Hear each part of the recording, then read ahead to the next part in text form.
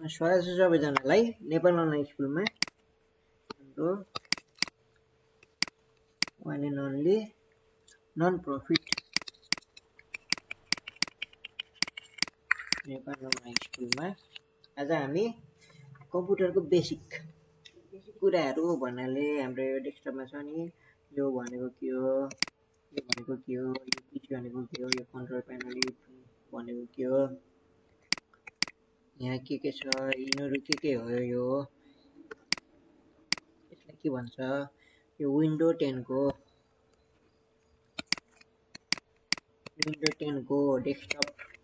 डेस्कटपमा के हुन्छ हामीले आज हेर्छौँ है साथीहरु ल अब यो पुरै पहिला सुरु गर्नु पहिला कहाँबाट सुरु गर्नु पर्यो भन्दा पहिला आइकन भन्छ नि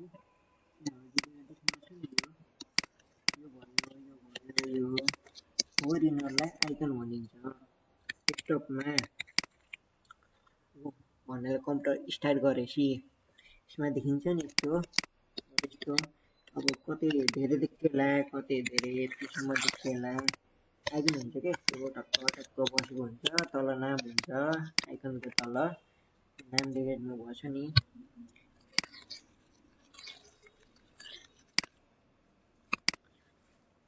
यहाँ नेटवर्क भनेर नाम छ यहाँ पीसी भनेर नाम छ यहाँ कन्ट्रोल प्यानल भनेर नाम छ अहिले मैले भन्छु यो भनेको के हो भनेर नाम छ नि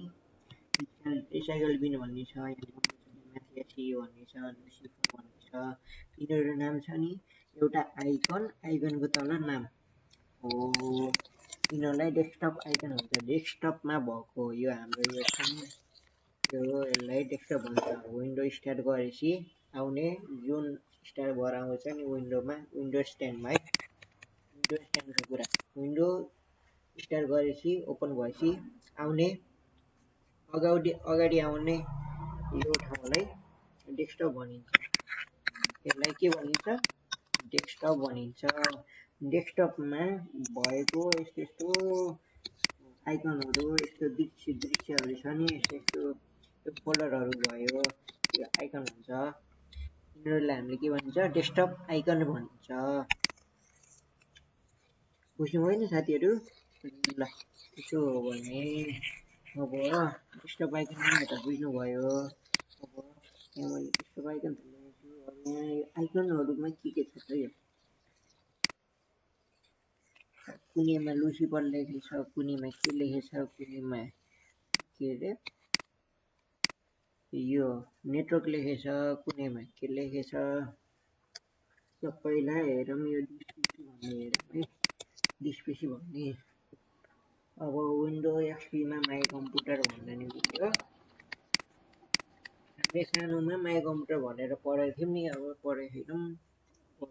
चलाउँदै गरेको हो भने यसमा हामीले कम्प्युटरभित्र लोकल डिस्कहरू हुन्छ तिनीहरू खोल्नु मिल्छ खोलेर देखाऊँ न त है डबल क्लिक हाने यसमा के देखाउँछ हजुरको हार्ड डिस्कमा भएको फाइलहरू हार्ड डिस्कमा के फाइलहरू छ सी भन्ने फाइल छ हार्ड डिस्क छ मेरो अर्को डी भन्ने हार्ड डिस्क छ यो ई भन्ने हार्ड डिस्क रहेछ एफ भन्ने हार्ड डिस्क रहेछ हो यो देखाउँछ नि यो यसलाई माई कम्प्युटर भनिन्छ हार्ड डिस्कहरू देखाउँछ अब फोल्डरहरू देखाउँछ यो डाउनलोड भिडियोज डकुमेन्टहरू हो त्यस्तो देखाउनेलाई हामीले डिस्पीसी भनिन्छ अब त्यसै गरी अब यसमा डिस्पीसीले त देखायो त्यसपछि अब अर्को कुन रह्यो अर्को कन्ट्रोल प्यानलले के गर्छ भन्दा सेटिङहरू निकाल्छ हाम्रो कम्प्युटरमा सेटिङहरू गराउनु मिल्छ सेटिङ भन्नाले कन्फिगरेसनलाई के कुरा फेर्न पर्यो अब हाम्रो यो अगाडिको यो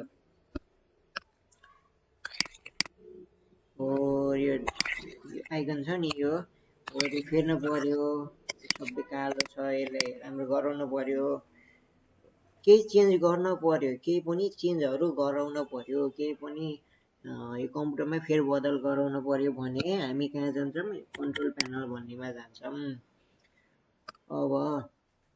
अनि अर्को छ रिसाइकल बिन भन्ने हजुरले केही पनि डिलिट हाल्नुभयो भने ल मानौँ मैले केही बनाएँ फोल्डर बनाएँ अहिले ल मैले यो के गर्छु डिलिट हाल्छु डिलिट गरेँ नि मैले यहाँबाट डिलिट गरेँ यहाँबाट मैले के गरेँ यहाँबाट मैले डिलिट हानेपछि कहाँ जान्छ यो यहाँबाट छुटुक्क गएर रिसाइकल बिनमा गएर बस्छ यहाँ बस्यो नि यहाँ पहिला केही थिएन पछि आयो नि न्यू फोल्डर भन्ने र फेरि हेर्नु है ल मैले फेरि के गर्छु एउटा फोल्डर बनाएँ मैले सिकाउँछु फोल्डर कसरी बनाउँछ ल एउटा फोल्डर बनाएँ हैन ल फोल्डर बनाएँ अब यसलाई फेरि डिलिट हानौँ डिलिट भनेको त डिलिट भन्ने ल डिलिट हाने ल टक्क अर्को फोल्डर आयो नि यहाँ भएको फोल्डर टक्क आयो रिसाइकल बिनमा बस्छ रिसाइकल बिनमा बस्यो ल यति भयो आइकनहरूले के गर्दो रहेछ त भन्दा त्यसपछि के गर्दो रहेछ त्यसपछि हाम्रो हार्ड डिस्कहरू के छ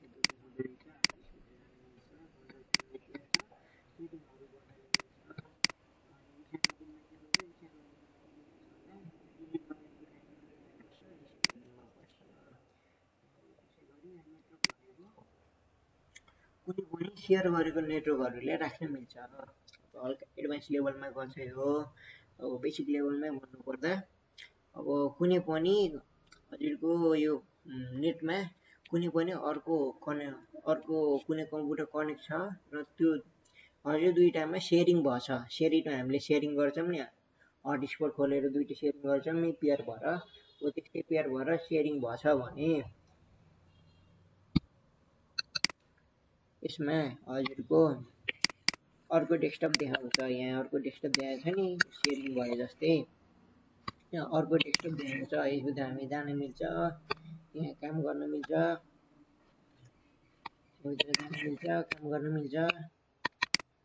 अब यहाँभित्र त अहिले केही छैन होला ल यहाँभित्र गएर कामहरू गर्न मिल्छ अनि अर्को यो लुसिफर भन्ने यो डेस्कटपको नाम हो हजुरकोमा डेल होला कसैकोमा आफ्नै नाम होला अब हजुरको नाम राम छ राम होला भन्नाले यो एकाउन्ट यो डेस्कटपको एकाउन्ट हजुरले के बनाउनु भएको छ त्यही नाम हजुरको यहाँ देखिन्छ छ भने यस्तो देखिएछ भने यस्तो आइकन छ भने अब यसभित्र के हुन्छ भन्दा हजुरको डाटाहरू हुन्छ अब हजुरको युजरको डाटाहरू हुन्छ अब के डाटाहरू हुन्छ भन्दा हजुरले के गर्नुहुन्छ अहिलेसम्म डाटाहरू सब बस्छ यसभित्रबाट सबै जान मिल्छ अब हजुरको डाउनलोडमा केही छ होला डकुमेन्टमा केही छ होला डेस्कटपमा केही छ होला यहाँ सबैमा जान मिल्छ ल आजलाई यति नै है साथीहरू ल अब आजको हाम्रो टपिक के थियो डेस्कटप आइकन थियो हैन डेस्कटप आइकन बुझ्नुभयो केही बुझ्नुभएको छैन केही गाह्रो छ भने तल कमेन्ट सेक्सनमा भन्न सक्नुहुन्छ है नेपाल अनलाइन स्कुलको नम्बरमा कल गर्न सक्नुहुन्छ कल गरेर के भन्ने हुन्छ भने मलाई यो आएन मलाई कम्प्युटरको बेसिकको यो आएन मलाई कम्प्युटरमा चलाउँदाखेरि यो गाह्रो हो भनेर भन्दाखेरि एउटा नम्बरमा कल गर्न पर्यो नम्बर मैले लेखिदिन्छु 984959 49595895 यो नम्बरमा टक्क कल गर्नु होला हजुरलाई के प्रब्लम छ त्यसको बारेमा डिटेलमा मलाई यो प्रब्लम आएछ मलाई यो गर्न गाह्रो भयो यसको बारेमा भिडियो बनाइदिनु पर्यो भन्नु हामीले बनाइदिन्छौँ ल थ्याङ्क यू